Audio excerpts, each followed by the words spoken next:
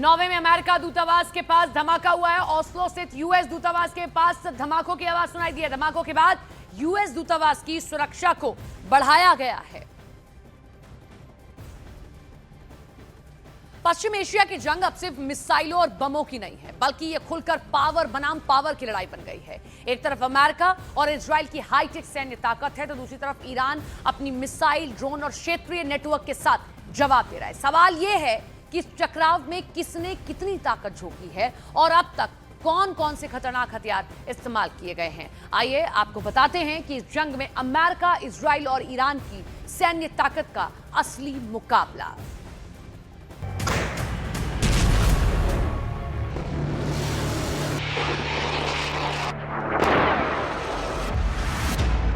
महायुद्ध में power versus power का खेल, खतरनाक वॉर मशीन से दहला जंग का मैदान। पश्चिम एशिया के लिए चुनौती बना घातक बारूद। महायुद्ध की इस तपिश के बीच अमेरिका और इजराइल ने अपनी सबसे आधुनिक सैन्य ताकत झोंक रखी है।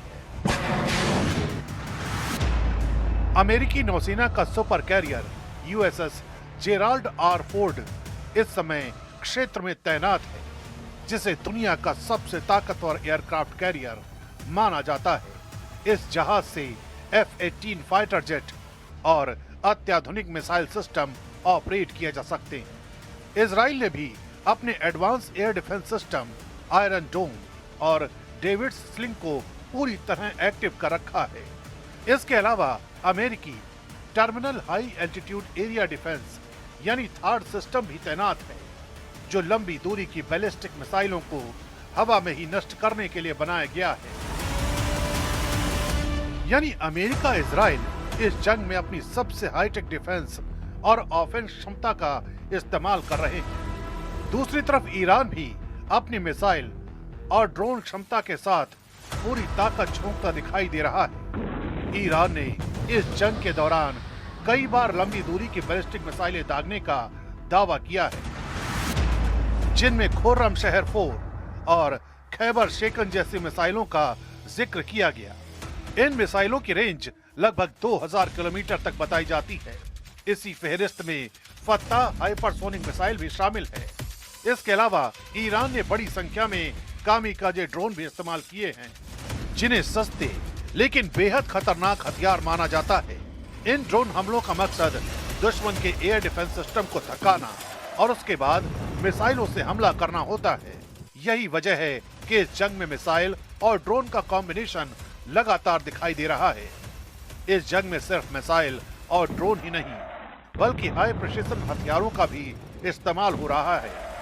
अमेरिका और इजराइल के पास ऐसे बम और मिसाइलें हैं जो सटीक निशाना लगाने के लिए जानी जाती हैं।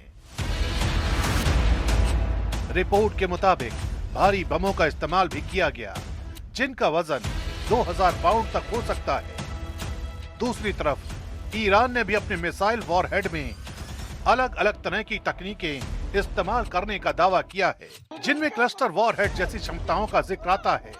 इन हथियारों का असर बड़े इलाके में देखा जा सकता है, यानी इस टकराव में दोनों पक्ष ऐसे हथियार इस्तेमाल कर रहे हैं जिनका असर सिर्फ सैन्य ठिकानों तक सीमित नहीं रहता, बल्कि पूरे इलाके को प्रभावित कर सकता है। यही वजह है कि इस टकराव को सिर्फ एक क्षेत्रीय जंग नहीं, बल्कि ताकत की सीधी टक्कर माना जा रहा है।